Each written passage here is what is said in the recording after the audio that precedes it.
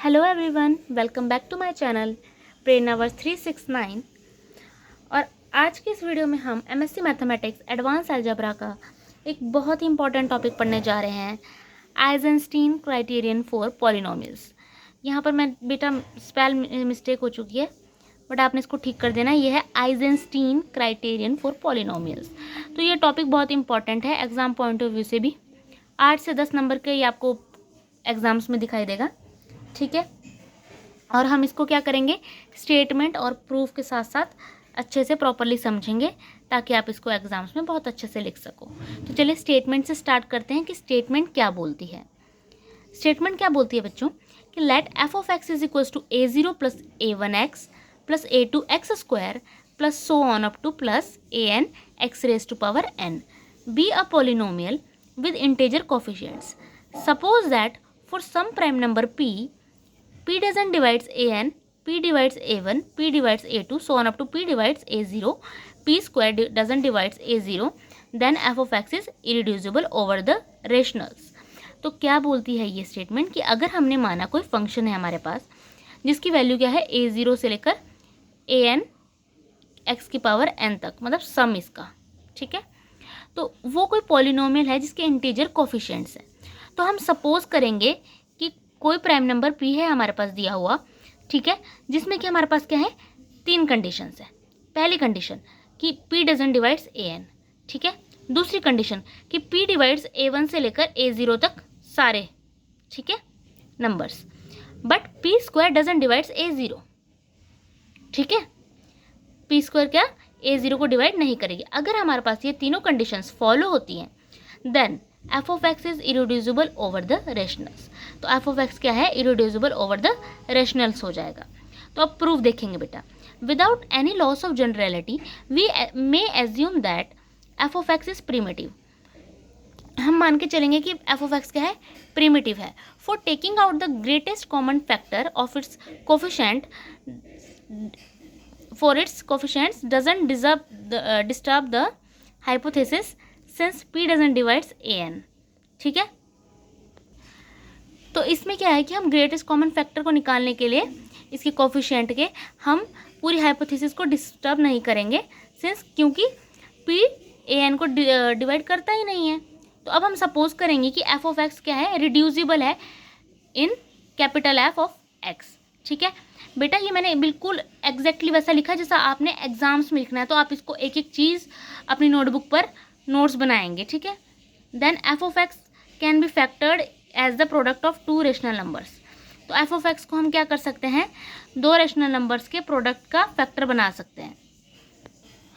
तो अब हमारा गॉस लेमा क्या बोलता है कि एफ ऑफ एक्स को क्या कर सकते हैं हम, can be factored as the product of 2 polynomials. इसको हम फैक्टर बना सकते हैं 2 पॉलिनोमियल्स का जिनके क्या है, इंटेजर कोफिशिएंट्स है। Thus if we may assume that f of x is reducible then, कि अब हम क्या करेंगे, एज्यूम करेंगे कि एफ ऑफ एक्स क्या है, रिड्यूसिबल है। तो हमारा जो एफ ऑफ एक्स है वो किसके बराबर है, a0 plus a1 x plus so on up to an x की पावर n, इसके बराबर था। अब हमने क्या बोला कि गॉस लेमा से क्या होता है कि हम इसके फैक्टर्स बना सकते हैं 2 पॉलिनोमियल्स के चलते, ठीक है। 2 पॉलिनोमियल्स के फैक्टर की बना सकते हैं हम इसको प्रोडक्ट के। तो अब हमने यहाँ पे एक b ले लिया, एक हमने c ले लिया। b और c में इसको हमने चेंज करके इनके प्रोडक्ट के हिसाब से ले लिया। जैसे कि हमारी स्टेटमेंट गॉस लेमा की बोलती है कि f of x can be factored as the product of 2 polynomials having integer coefficients. तो हमने यहाँ पे यही करा कि हमने 2 ये लिए इंटेजर्स b और c, ठीक है, b और c इंटेजर लिए और हमने इसका क्या बना दिया, प्रोडक्ट बना दिया, ठीक है। पूरा इसी टर्म में, इसी फॉर्म में ले लेंगे हम। बस एक ही जगह हमने क्या डाला, b डाल दिया, और इधर हमने सेकंड वाले उसमें क्या डाला, a की जगह हमने c डाल दिया, और यहाँ n की जगह r डाला हमने इसके साथ, और c में हमने क्या डाला, n की जगह s डाल दिया, ठीक है। अब यहाँ पे हमने बोला कि यहाँ पे क्या है, b's क्या है और c's क्या है, इंटेजर्स। और हमारा जो r है, ये जो r है वो हमारा 0 से बड़ा है, और जो हमारा s है हमारा वो भी 0 से बड़ा है, ठीक है। तो वी हैव फ्रॉम इक्वेशन 1, अब इसको इक्वेशन 1 ले लिया बच्चों हमने, जो प्रोडक्ट वाली है इसको इक्वेशन 1 ले लिया कि we have from equation 1। Equation 1 से हमें क्या पता लगा कि a0 किसके बराबर है, b0 c0 के, ठीक है। हो गया ना। पहली टर्म देखो, ये इसकी पहली टर्म है और इन दोनों का प्रोडक्ट इसकी पहली टर्म है, तो ये हमारा a0 किसके बराबर हो गया, b0 c0 के। सिंस P डिवाइड्स A0, क्योंकि P डिवाइड करता है A0 को, तो P must divide one of B0 और C0, क्योंकि P A0 को डिवाइड करता है उसका मतलब क्या, या तो वो B0 को डिवाइड करे या फिर वो C0 को डिवाइड करे। तो since P square doesn't divide A0, क्योंकि अब P स्क्वायर A0 को डिवाइड नहीं करता, तो P क्या करता है कि दोनों में से एक को ही डिवाइड करेगा, दोनों को डिवाइड एक साथ नहीं कर सकता। इसमें क्या लिखा है कि P can not divide both B0 और C0, मतलब B0 और C0, हम इसको नॉट भी पढ़ते हैं बेटा। सपोज करेंगे कि P डिवाइड करेगा B0 को पर C0 को नहीं करेगा, ठीक है, हमने सपोज कर लिया ये। तो if P is a divisor of all the coefficients B0, B1 so on up to BR, then from equation 1 कि अगर P एक डिविज़र है सारे कोफिशिएंट्स का B के, तो इक्वेशन 1 से हमें क्या पता चलता है कि वी सी दैट कि P क्या है, एक डिविज़र है of all the coefficients of f of x। तो P क्या है, हर कोफिशिएंट का f ऑफ x के डिविज़र है। तो अब पर P तो an को डिवाइड नहीं करता है, तो हमारी कंडीशन है।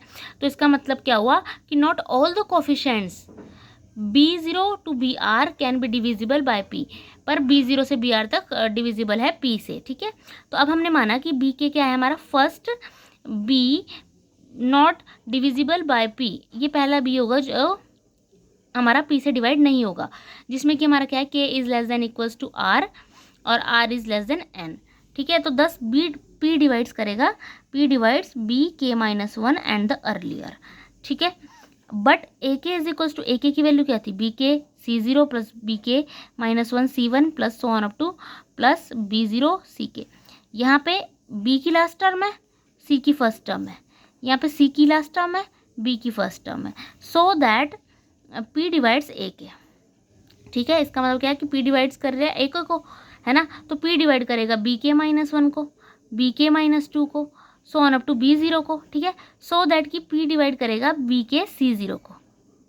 अब B के C0 आ गया, इसका मतलब क्या होगा, अगर P डिवाइड कर रहा है B के C0 को, तो इसका मतलब तो ये होगा कि P B के को भी डिवाइड कर रहा है और C0 को भी डिवाइड कर रहा है। ये तो कॉन्ट्राडिक्शन है, ऐसा तो नहीं हो सकता, क्योंकि हमने क्या बोला था, हमारे को ये पता लगा था कि P can not divide both B0 and C0, है ना।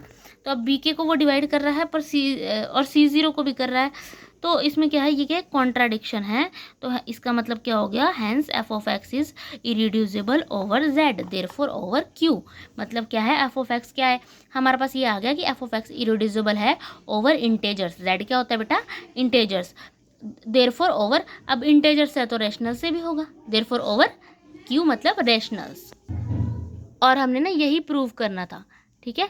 हमने क्या प्रूफ करना था कि then f of x is irreducible over the rationals, हमने ये प्रूफ कर दिया है।